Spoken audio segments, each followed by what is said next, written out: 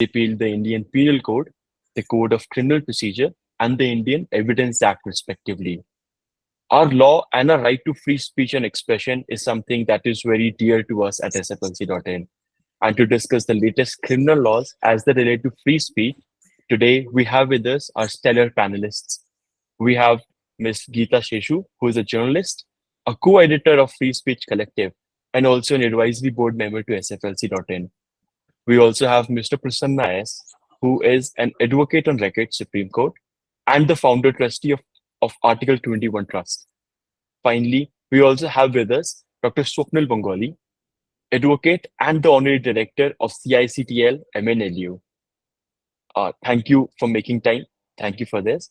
Geeta, I will first turn to you, and then perhaps others can respond. What is new in these new laws? They Well, it'll be difficult to say what is new in terms of the uh, the way the laws have been framed, especially because a lot of the old provisions have crept back into these laws, and there may be some positives. I can't think of any actually at this point, but one hopes that there are some positives, like maybe witness protection or something. But the terminology is what the government seems to be trying to work on, and the only thing that is new at this point seems to be the new title of these laws, the attempt to make them, to Indianize them in some way by having them use Indian Hindi words, which some parts of the country have objected to. Mm, the repackaging really and the enhancement of punishments in many ways is what we can see as new, if at all you can call it new. But it's disappointing because while it claims to change and make a departure from the old, which they assume is what the colonial legacy of the IPC has given us, they really haven't done that. And if I take a minute to explain that, the sedition, for instance, has been repackaged, though we know very well that sedition was read down by the Kedarnath judgment. It was something that the Supreme Court has held in abeyance, but sedition comes back. What is new with this is that they also say anything that encourages feelings of separatist activities or endangers sovereignty and integrity of India.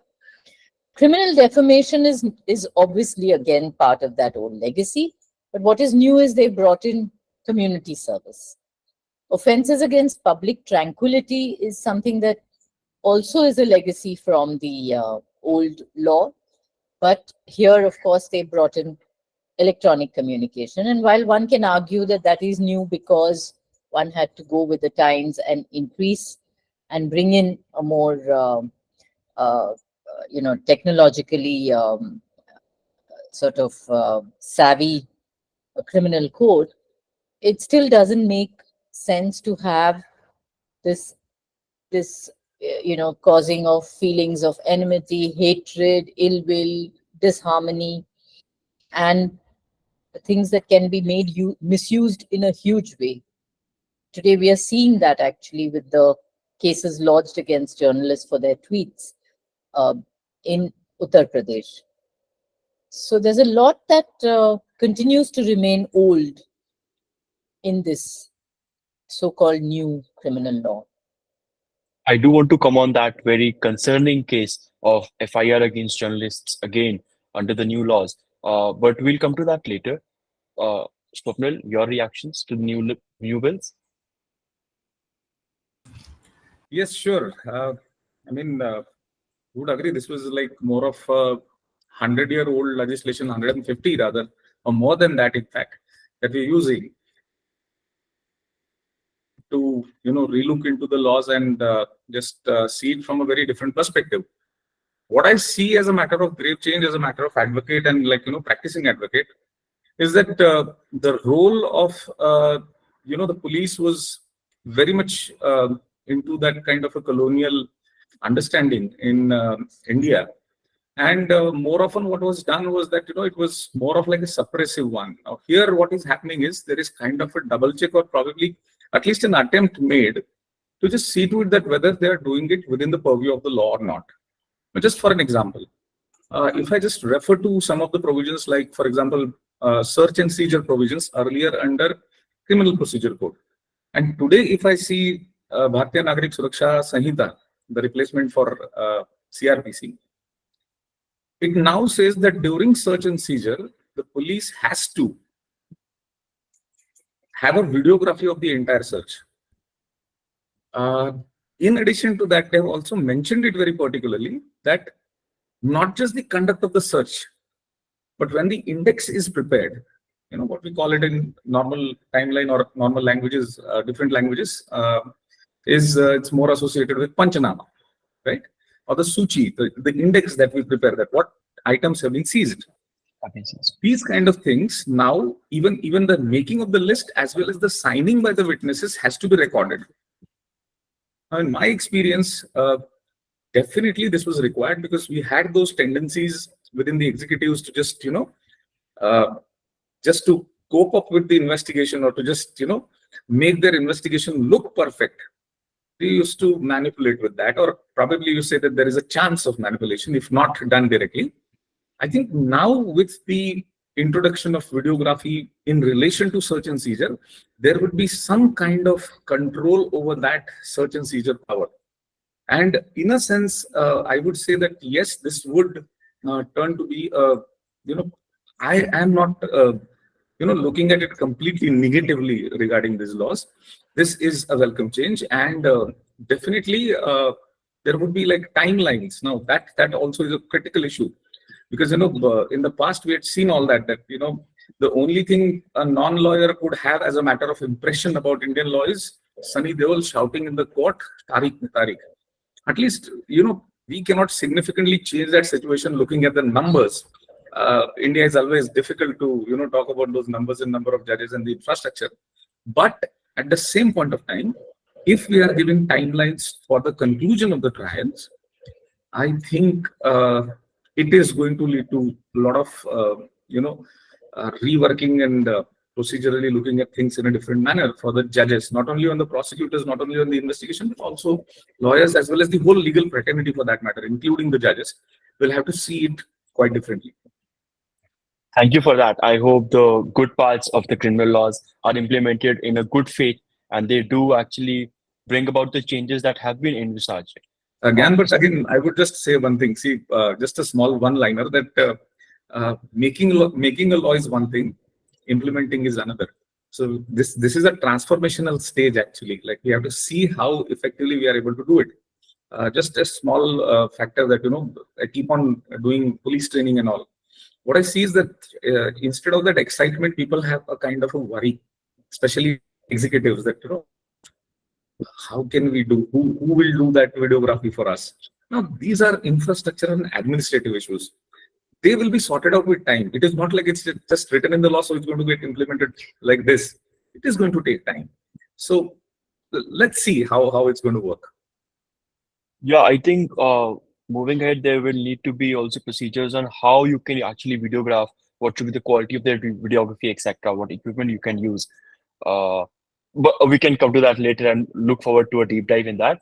Prasanna, now turning to you, I know Article 21 also does some policy work.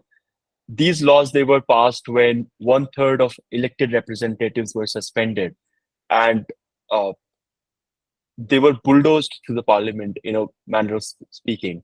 What is your reaction to the new criminal laws? Right.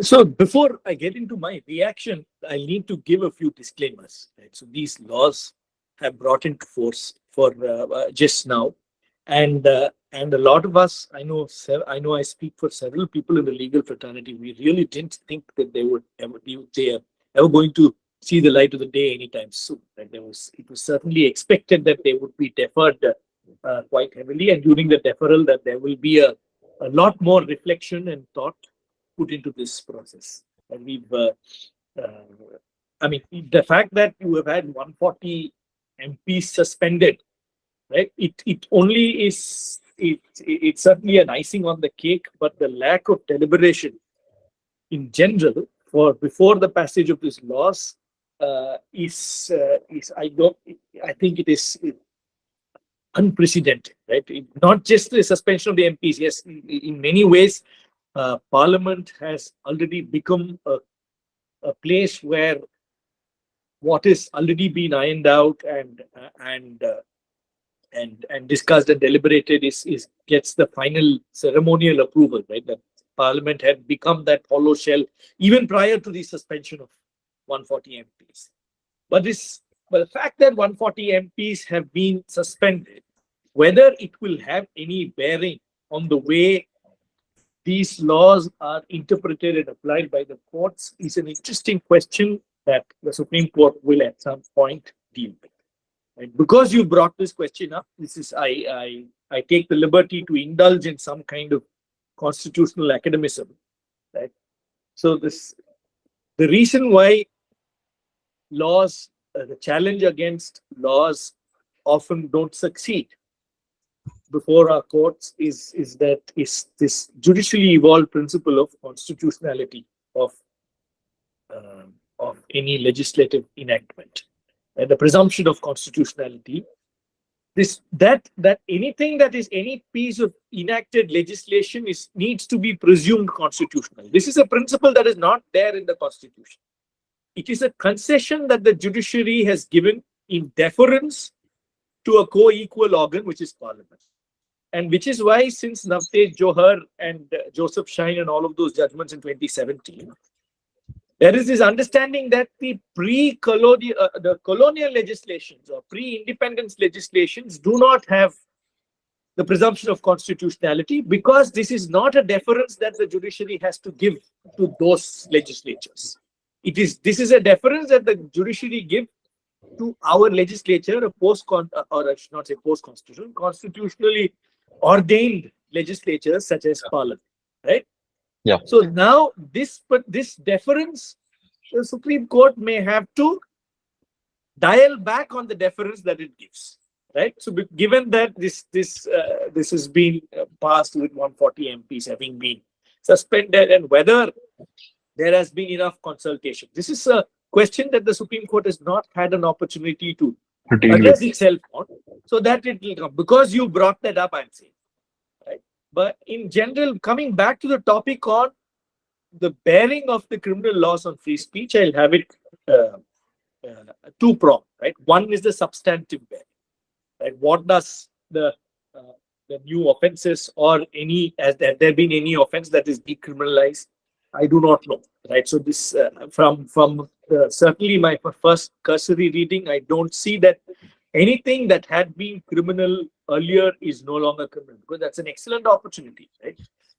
India's rank in the League of Nations as ranking in terms of press freedom had been going down, and it's slipping beyond repair. It was an opportunity for us to address that, decriminalize something like defamation, sedition, right? Those were all an opportunity that certainly missed. Right? What was an offense earlier continues to be an offense.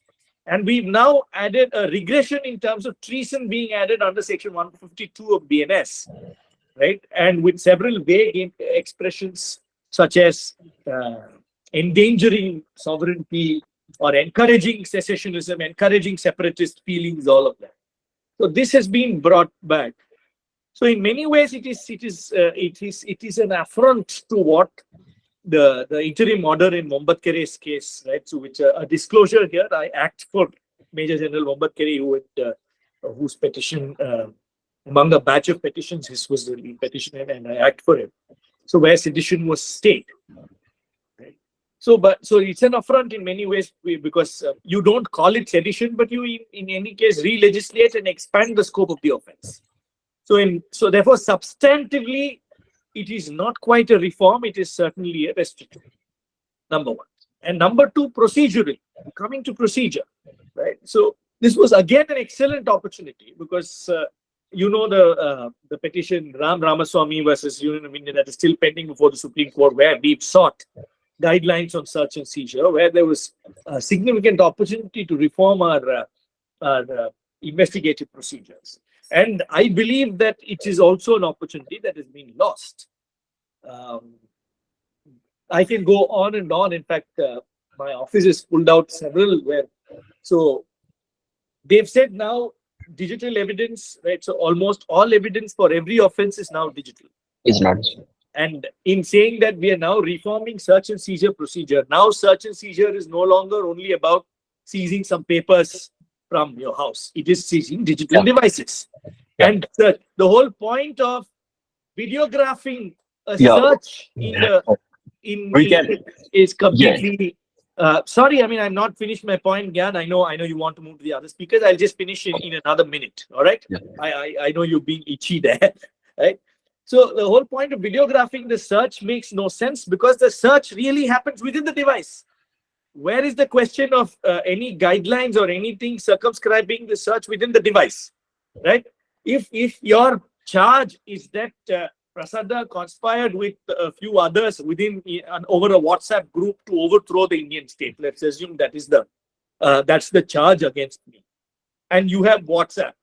So what is the reason? What is the need for you to seize my device and search everything? If your charge is that it's on WhatsApp that conspiracy existed, all you need to do is go to the WhatsApp.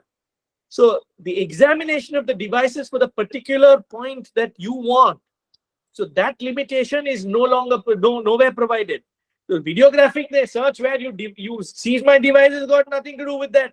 I mean, it's not going to help in either way. Right? So all of this, it's mindlessly done. So an excellent opportunity lost. If you're reforming, whether our criminal law required reform, there's not one person would say that yes, it's all it was hunky dory and therefore we had to. Nobody would say that. Whether this is reform at all, several people have their doubts, and I join them in their doubts. I think the purpose limitation part that you mentioned certainly needs more deliberation, and of course, this is an opportunity lost. Geeta, on the point of press freedom and lack of reflection on the law reforms, I'd like to come to you.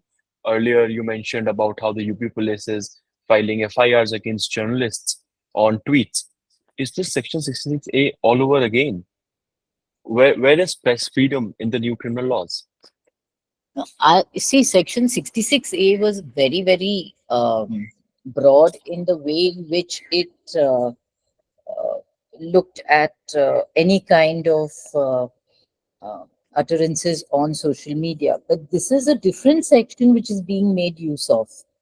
Here, there is an attempt to say that any reportage of an incident which the family of this particular person who died have claimed is a case of mob lynching. Even the reportage of this is seen as something which is against public tranquility and public order, and which could cause communal disharmony. And that is a huge stretch. I mean, how can one even say something like that for reporting of incidents that are incidents of conflict between two communities? We saw a lot of this under the IPC, where Section 153A was being made use of. And now the same thing is being done under 196. So there's really no difference between the two new laws, the new and the old, in the intent of the government and the police to criminalize journalists. There's an instance today actually of a YouTube video channel that is being taken down or sought to be taken down under the very same provision. So it's actually very alarming. If journalists don't have the freedom to even report on incidents, which the police may, say is may claim is another crime, for instance. This is not the way to deal with this kind of journalism.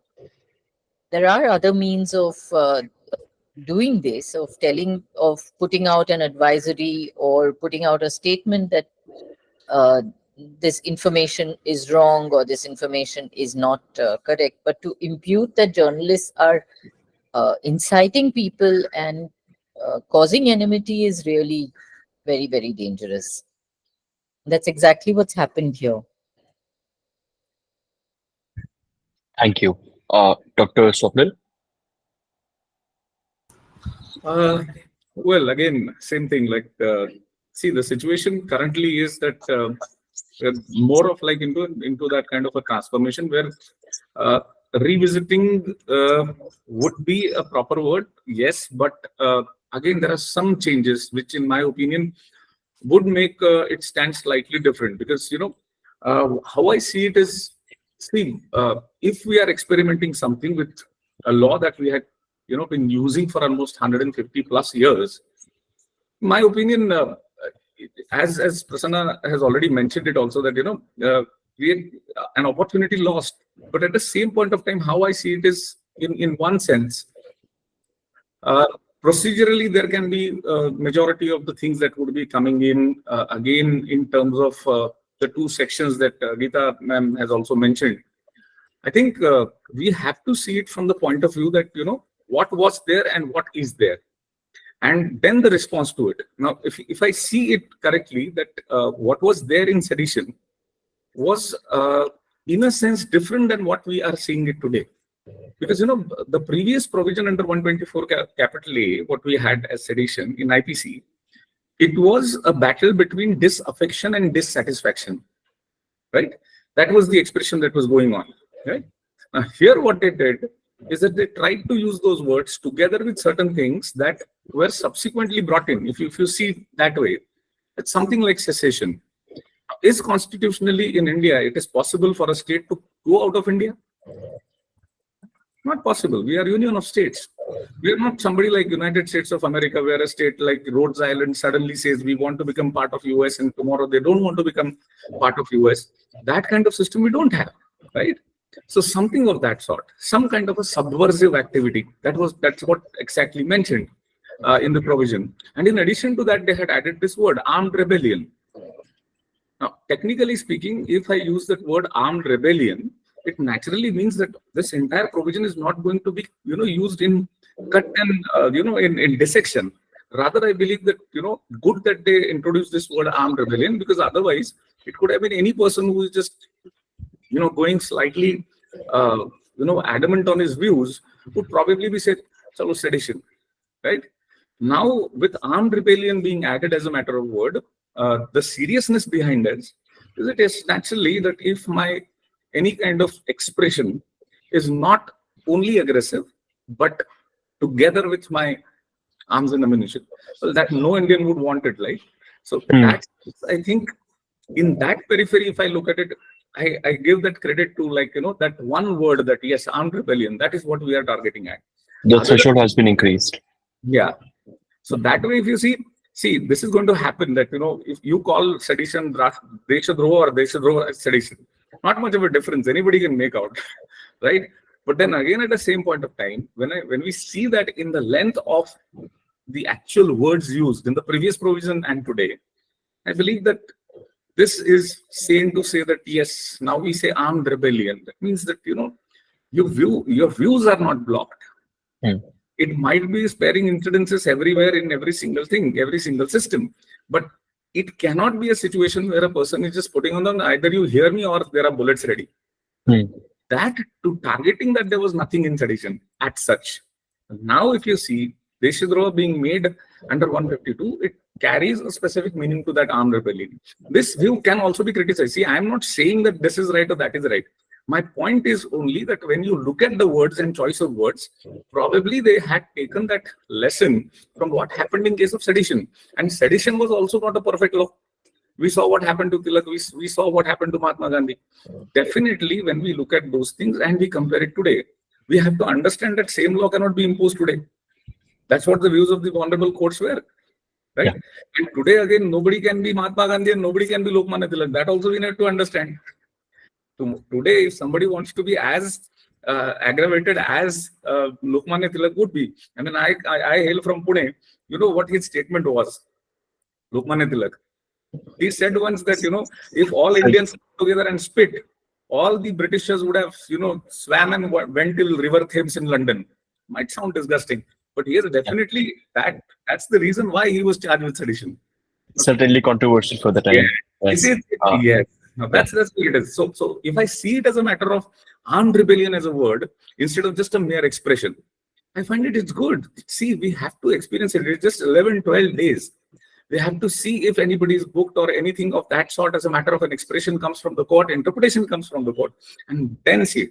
I will not directly criticize the law. I will not support the changes of the law unless and until I have an experience to it.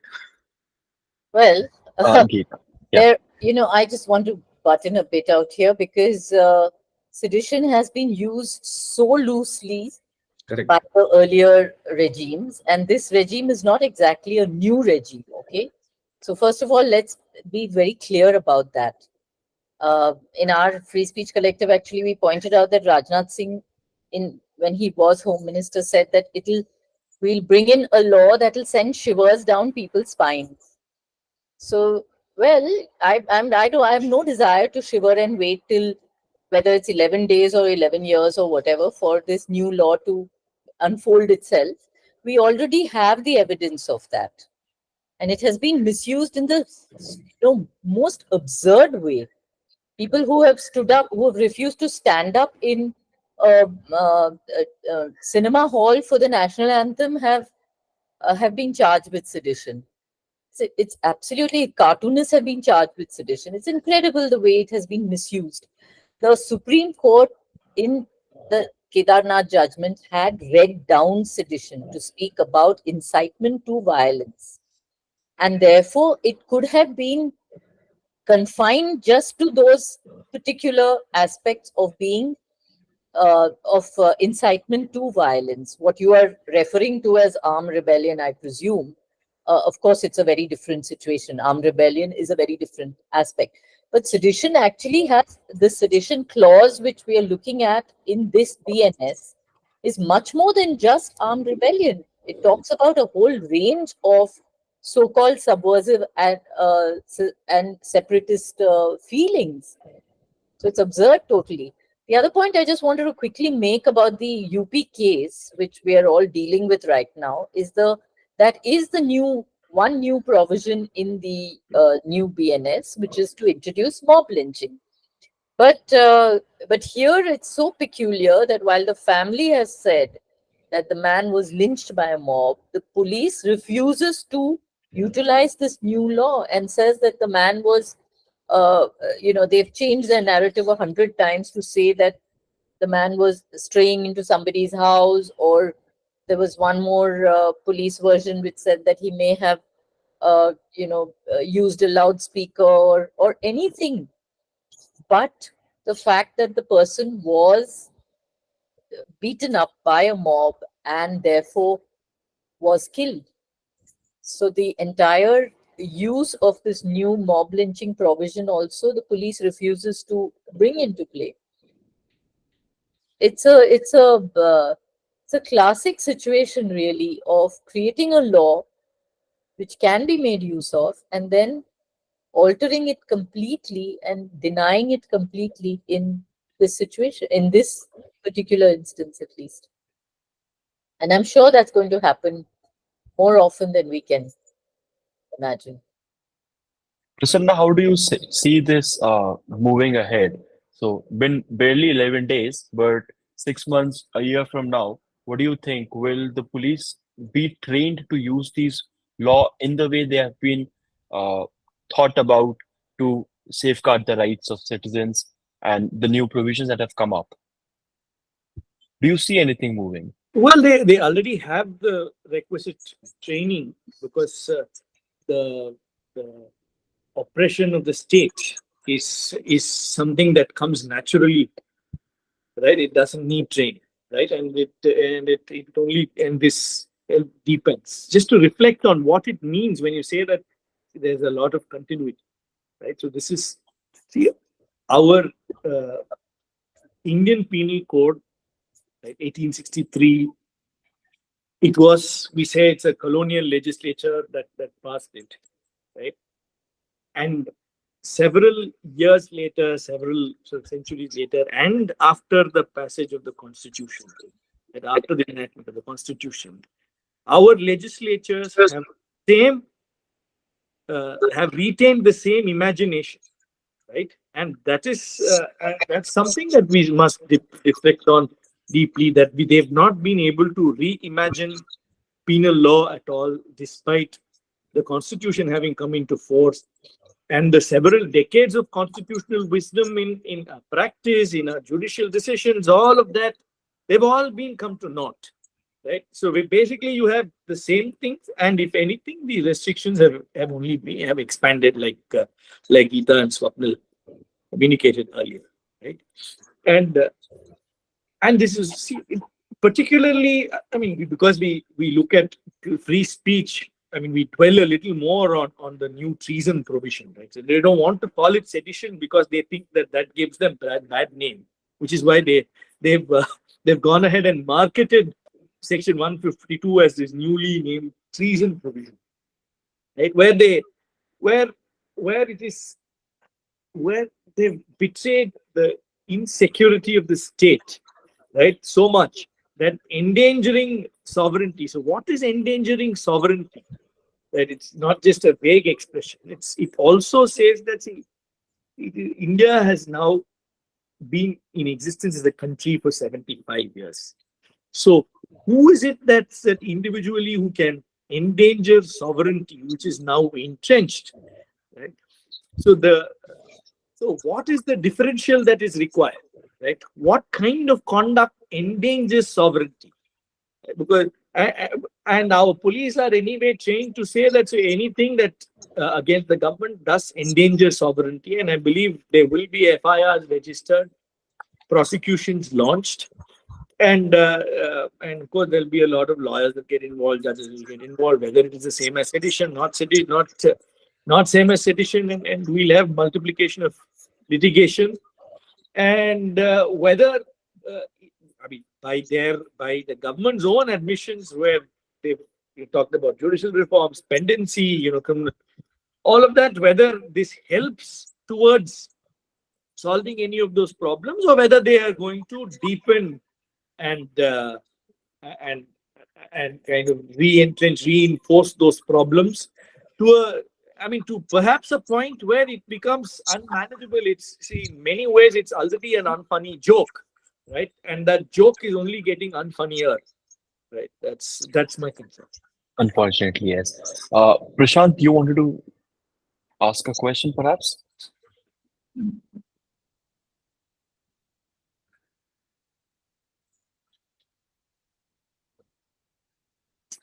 Okay. Prasanna, you mentioned about the sovereignty of India. Do you think under the new laws, the stringency meter in terms of online freedom of speech has been increased, perhaps, specifically on online freedom of speech? Or do you see it's again the same thing? Well, see, it's hard to say whether freedom has increased, decreased, right? So where did we start with? There was already, even if 66A had been struck down, police had been anyway registering FIRs, right? So and the criminal process is the punishment in many ways in our law, right? And it is they already was 121A, right? Even if it had been struck down, you'll still see complaints having been made, which will be pending, and then 153A, 295A, right? Any tweet could land you in trouble earlier, it could land you in trouble now. No. Right. So therefore, whether it's qualitatively different, it's very difficult to say. But whether there's an opportunity to actually, liberalize more and laws is certainly the case. Dr. Swapnil, I'll come to you. I want to now focus on the privacy aspect of Indian citizens, of course. The new criminal law ensures that privacy of individuals when digital evidence is collected and stored. How do you see that being respected, and what safeguards are in place to prevent unauthorized access. You mentioned about videotaping as a good Mhm. measure, but it Mhm. doesn't specify on what area can you videotape. Perhaps if a police is conducting, for example, search like the Telangana police has been doing under their Operation Chabutra, entering houses, stopping people. Do you think that videography there has been empowered by these new laws, or is that a problem? Well, there are two things again over here.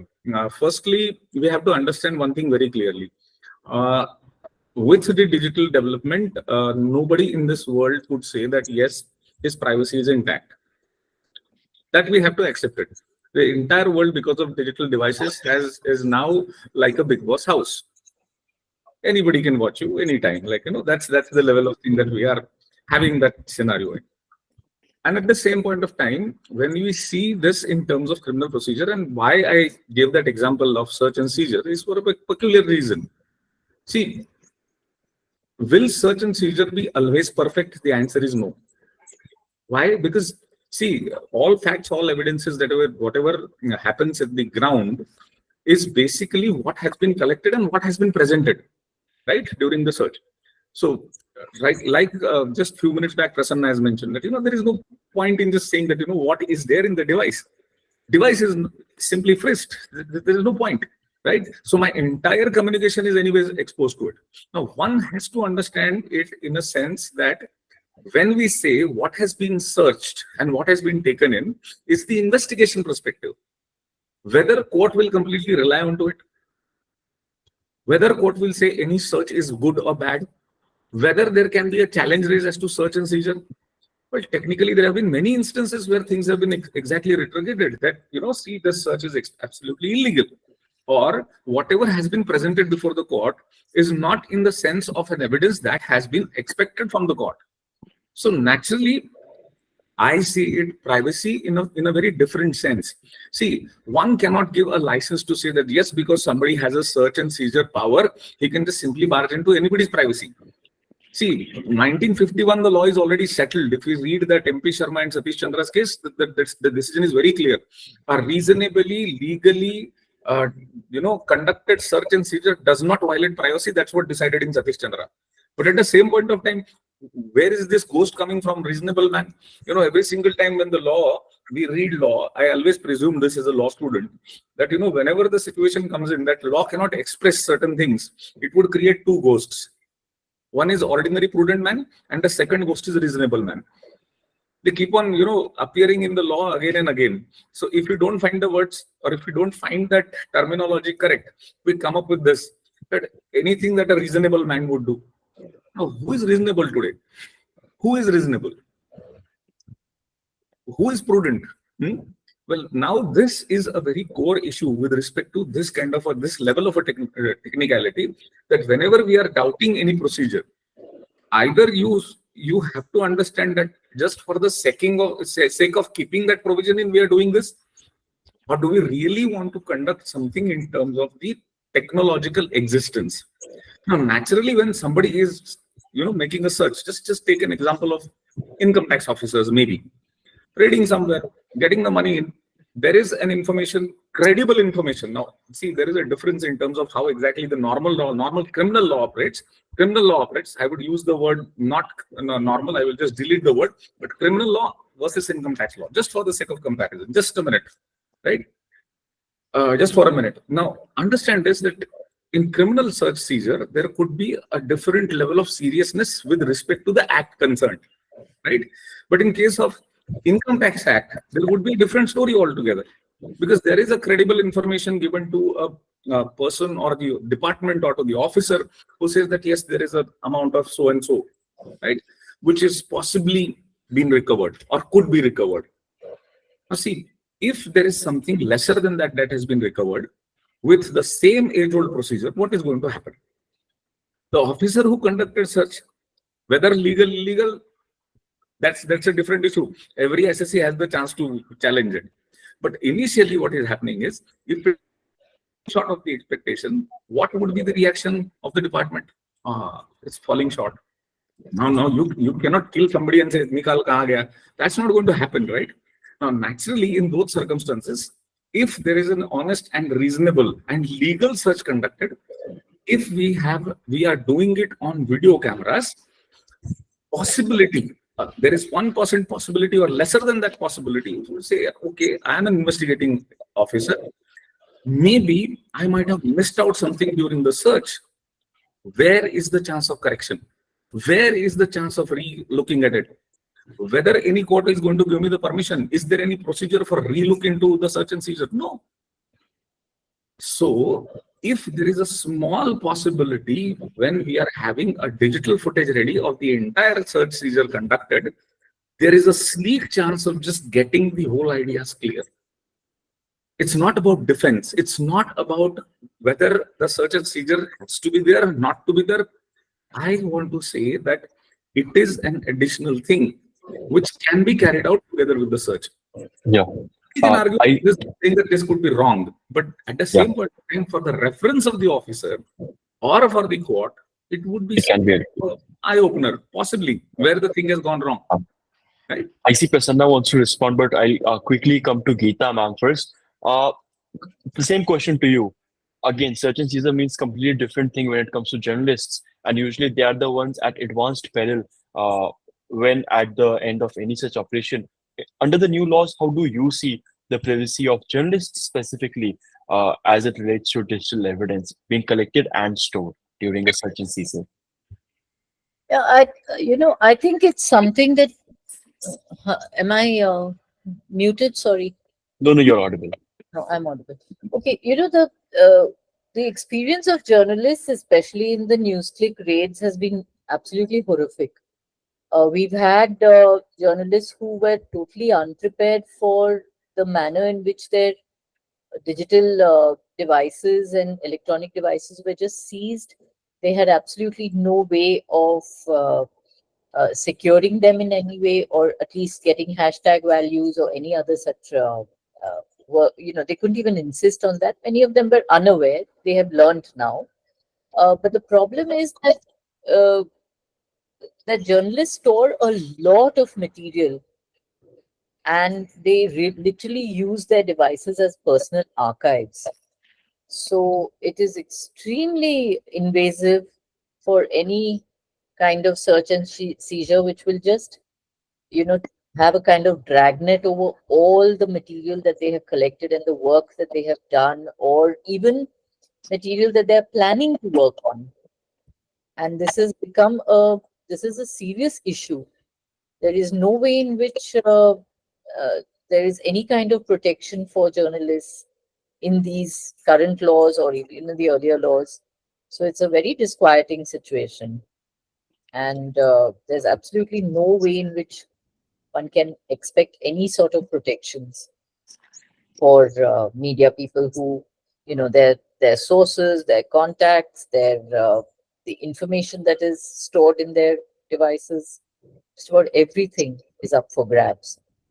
And that is actually the intent of this kind of search and seizure. So there is no real attempt to investigate any particular uh, crime that they are, or investigate any particular transgression that they are actually looking at.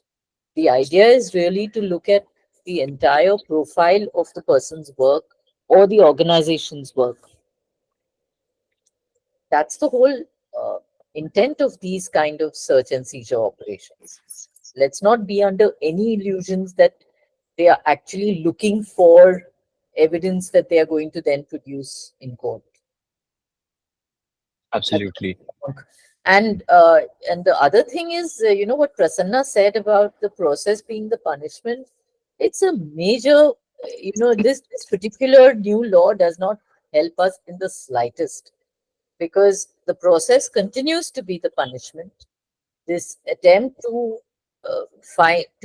actually prove one's innocence is a long drawn out process. Nothing is changing in that. Nothing in any of these three laws gives us any confidence that the government is seriously trying to bring in any sort of mechanisms to speed up the process of justice. So it is, and when we use this term process as the punishment, I don't think we understand how bad it really is in terms of the spin off effect it has on people's lives. just about everything in their lives is rent completely asunder in this, with just one simple charge. And of course, those who are in jail and who are jailed for long periods and who are denied bail, they have a very different and a much more horrible experience. But everything then becomes an very, very problematic for people to navigate for years on end. Absolutely. Prasanna. Right.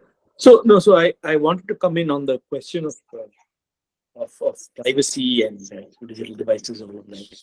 Right. So the one thing that it is in fact in Puttaswamy in the 9-judge bench decision. So one of the acknowledgements there is that privacy may not have been expressly stated as a fundamental right in the Constitution. In fact, the Constituent Assembly debated whether there has to be an express statement of privacy as a fundamental right and decided against it. Right?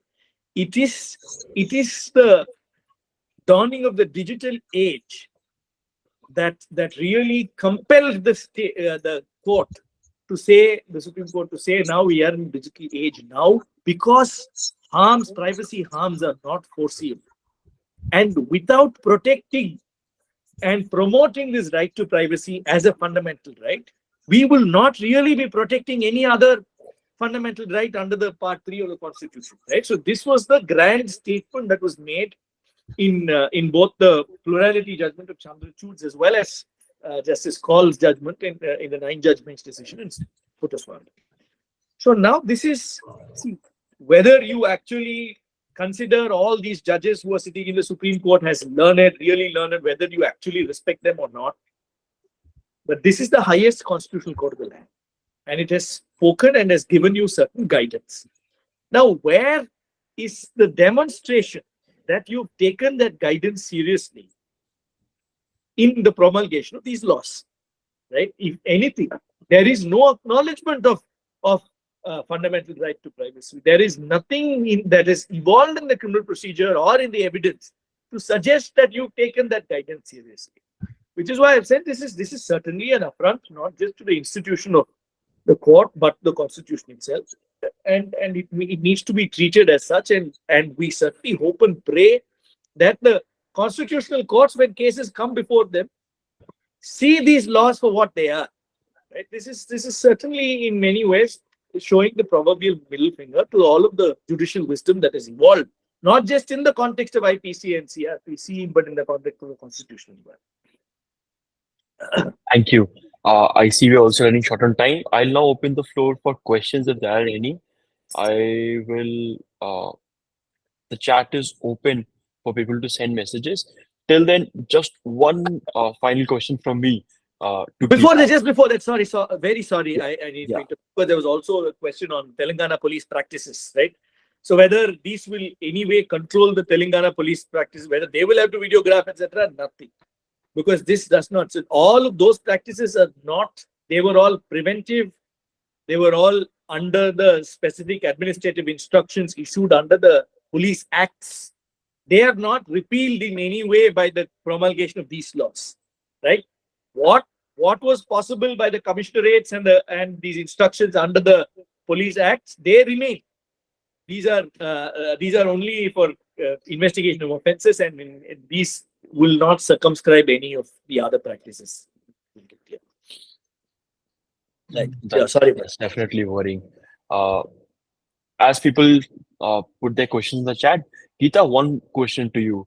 How do the defamation laws in these new criminal laws impact free speech, especially for journalists and public figures? Do they provide any clarity in this respect? No, I don't see any clarity. Defamation laws have been very widely used against journalists, against editors, many of whom have at least a minimum of 3-4 cases against them. Maybe they just hop from one court to another. It's absurd because these cases go on for a long, long period of time. Criminal defamation has been a major bugbear. I mean, journalists, organizations have continuously demanded that defamation should be decriminalized. But obviously, we all know that that hasn't happened with this particular so-called new law. They've introduced community service, which is quite laughable actually, and they of course do not explain what community service is. And we'll have to wait and see how it actually unfolds. But again, the question of process being the punishment is a major issue with defamation. There's absolutely no relief with this new. Dr. Swapnil, any guardrails you see in this respect for journalists on online Well, defamation? ma'am has rightly put in, I am a little concerned with that community service, like looking at the population and looking at the kind of, mechanisms we have. Once I remember 2016, I believe that I was in Germany that time, in the morning when I was going for a jog, I saw that, the road was absolutely clean. And day before that, when I was coming back from police academy over there, I saw that, there were many people who were just having a good gala time with drinks and all of that. So I just happened to ask one of the receptionists over there, see, what is the secret?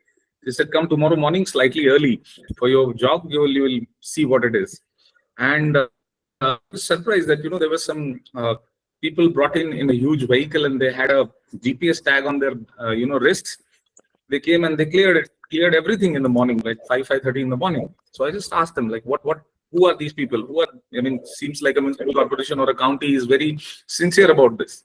They said, no, these are the people who are actually convicts. So practically the convicts have been put to keep the cities clean. And so that they should not run away, they are putting the bands, like GPS bands on their wrists. So they can move freely, but still again, they are within the restrictions. Country is different, economy is different. There are so many other things that could come in differently. But yes, it's a matter of a surprise for me also that community service in country like India, that too with this huge population, and that too, how exactly are we going to observe it? I have my doubts. That's for sure. I see we have a question from Asif. Asif, if you can, yeah. Hi. So my question is to Dr. Swapnil. The Parliament Standing Committee on Criminal Laws expressed its reservation about electronics and digital devices being made the primary evidences, and now the definition of document under BSA also includes digital records and electronic devices. And the definition of Section 57 has also been very widened. So in absence of the guardrails and procedural safeguards, how do you see that there are no, or at least say less chances of digital and electronic devices being tampered with during this criminal investigation and search and seizure especially? Okay. A very relevant and a very important question in today's time. I would say, see, any which ways, when we say that the court procedure, that too from a trial sense to even an appellate sense, if you see it directly, Information Technology Act has to be seen together with the Indian Evidence Act, or rather we say like Bhartiya Sakshya Adhiniyam now. The major change that we see, or rather the way in which the new law is trying to impose this, is that, see, anyways, the past law, the old law and the new law had a little bit of similarity with respect to this, that the digital devices or the digital records that are produced, as you rightly said, primary is the first thing, because our evidence law clearly mentions that the rule is best possible evidence. The minute it turns out to be secondary evidence. Now, what is this secondary evidence? Basically, it could be a forwarded message, mail, printout, or anything which is not the original contained in an original device. Now, in those circumstances, in case where we are producing a secondary evidence before the court, we have a procedure of 65B certificate. Now it will be transformed into a 63B certificate. What is that certification all about? It is about ensuring the authenticity of that record. Now the question that arises is that what is the difference between the two laws now? Practically, in today's time, they have just made one procedure different. Under Section 57 of the BSA, Bhartiya Sakshya Adhiniyam, explanation 4, 5, 6, and 7, if you read, some things which were earlier not considered as primary, rather they were more often considered as secondary, are now considered as primary. So proving an electronic record, especially in those four circumstances, which are narrated under explanation 4, 5, 6, 7 of the section 57, would now be primary. So there we will not need the certificate under TB. Now, what is the impact of this? Possibly, earlier law where there was a loop created that it was not mentioning with respect to how are we bifurcating the primary electronic record from a secondary electronic record. Just there was one line that it may be proved, documentary evidence may be proved primarily or as well as, or it may be proved with the secondary evidence as well. But see, practically speaking, making a secondary evidence admissible is itself a very big challenge, which we had already passed for 2 decades since the Information Technology Act came into force. And since the inception of Section 65B in the Indian Evidence Act, you're aware that secondary can also be admissible in the court. Now, technically, this is actually diverting the whole process from just giving that much of, emphasis on the primary. I have practiced right from the lower courts to high courts. I've seen that none of the judges are actually, having that very, very limited number of judges have that kind of a technical knowledge. But majority of them would say, "Acha, 65B, as a matter of compliance, the certificate, the paper is there, we are accepting it." Who knows what is written in that 65B certificate? What is the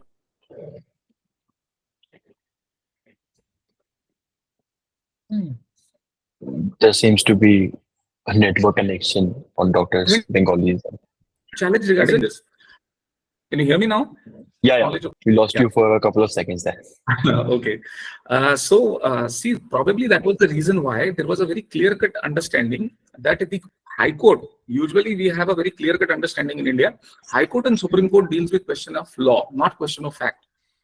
Information Technology Act is the only exceptional statute under Section 62, mentions it clearly that High Court can deal with question as to facts. Means what? They're aware that there was a technological issue involved in it. Probably the lower court once makes a mistake, that factual mistake will be carried on till Supreme Court. So let's have some scope. So that scope was there. Now, is that scope here today? Well, I must say that scope still exists, not because of the changes in the new laws, but it's because the way in which the Information Technology Act was made. So prima facie, what question that was there is in parallels with how exactly are we proving it and how exactly the court should look at it. So in my opinion, nothing has much changed. It's just that the scope of primary evidence has been broadened, but whether that will adversely affect, not adversely affect the whole trial, will it safeguard the timeline? Well, again, I would still be slightly glued to my first stand that yet to be experienced. We cannot go to the conclusions just simply saying that this is not good, this is not good, because practically what is going to happen will definitely be within few days, will be challenged in the High Courts, in the Honorable Supreme Court, and the things would be made even more clear because, any government, any body, any rule regulation in India have been always subjected to judicial review. We cannot forget that fact. Constitution gives us that humongous amount of power to Supreme Court. They are there to justice, the way in which they want to take it forward. So let's hope for the best. Let's watch it. Indeed. I know we are a couple of minutes above time, but I hope people will stay. There's a question in the chat that I quickly want to take up. The question is from Priyanka. How do we strike the balance between free speech and protection from hate speech online? Ensure the dignity of individuals that are victims of hate speech doesn't result in violence. Anyone who wants to take this, maybe Geeta, you can take a stab. Yeah, sure. How do we protect the dignity of individuals who are victims of hate speech online that could result in violence? There is absolutely no question that hate speech is criminal. Hate speech cannot be allowed at all. It causes harm, it incites people to violence and actually causes harm. So there's no question of the balance between free speech and hate speech. So in terms of what this new law has given us, the new law doesn't actually use the opportunity to even legislate or to even bring in something on hate speech. The only thing that they've done is the mob lynching provision, which again, very interestingly, in this conversation I had with Rebecca John, because of the case with the UP journalists, there is absolutely no way in which the provision has given room for any kind of procedural clarity. So there's absolutely nothing in the law which helps us to understand how it can actually be made use of. And these are empty words. And I'm uh, I think very disappointed that we keep calling them the new laws, and we use the seduction of the word new, but there is actually really nothing that helps us to go forward. There are no, what Rebecca has pointed out is that there are no parallel presumptions which would help us to establish the crime. So by just calling it mob lynching, or by just saying that there is some kind of incitement to offense or causing disharmony or anything like that, one doesn't find a way out of what is a very grim reality. Hate speech does exist, and hate speech has to be tackled. Hate propaganda also exists, and hate propaganda is being made use of by the media, by one section of the media. So there should be laws much more strongly applied to define these, to recognize, first of all, that this exists, to define that it exists, and to then act on it.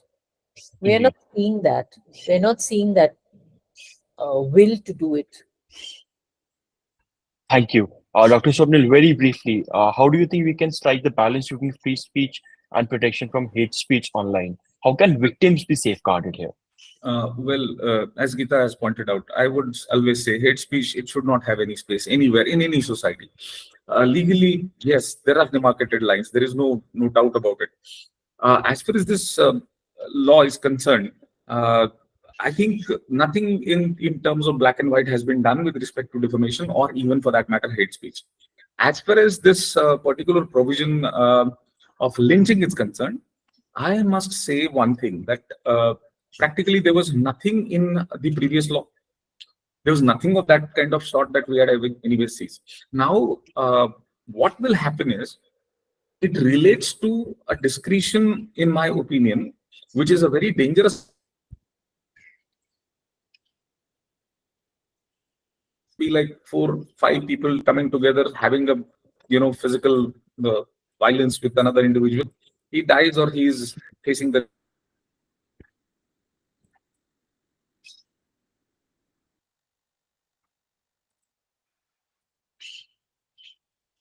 reverse. Now what will happen, that even in time, for that matter, you are trying to, by posing this kind of a provision, you are trying to say that, okay, now you investigate regarding their place of birth, investigate now with regard to their race, their now they deliberately avoided the word religion. Instead of that, they said personal belief. Now, the difference between personal belief and person's belief and religion won't make too much of difference, right? But now the investigation would always see it from that side. So in my opinion, there would be a kind of a gray area, which again needs to be addressed, that how exactly are we going to look at it. And as far as hate speech is concerned, again the same thing. I've said, like, very clearly, there should not be any space. Propaganda should not be there in any situation to exist or to face to anybody. And yes, as far as defamatory aspect is concerned, technically speaking, there is a discussion going on with respect to that post DPDP and intermediary guidelines that have come across. Why deliberately it was avoided from this Bhartiya Nyaya Sanhita is the reason that they are looking at the Digital India Act, or probably whatever kind of laws they would be coming in, because they want to segment IT in terms of that particular offense in the probably few years more or few months more, when the new laws would be passed with respect to IT, because now they are saying Digital India Act would have 4 corners. So there probably they will address it, because technically defamation would still remain the defamation. Today also, if you want to book somebody and under the regular criminal laws, for defamation, even when the defamation or hate speech being done through devices, still it can be taken care of. Law has that much level of understanding. Thank you. And thank you so much, Dr. Bengali, Ms. Seshu, and also Mr. Prasanna S. I think this was very informative, at least for me, and I hope also for our attendees here. We'll end this call here. Thank you for your time and for joining this call. Thank you so much. Thank you. There's a final comment from Geeta. Defamation is reputational and directed at an individual, but hate speech is a very different category of speech, which causes actual physical harm. We do concur. Thank you.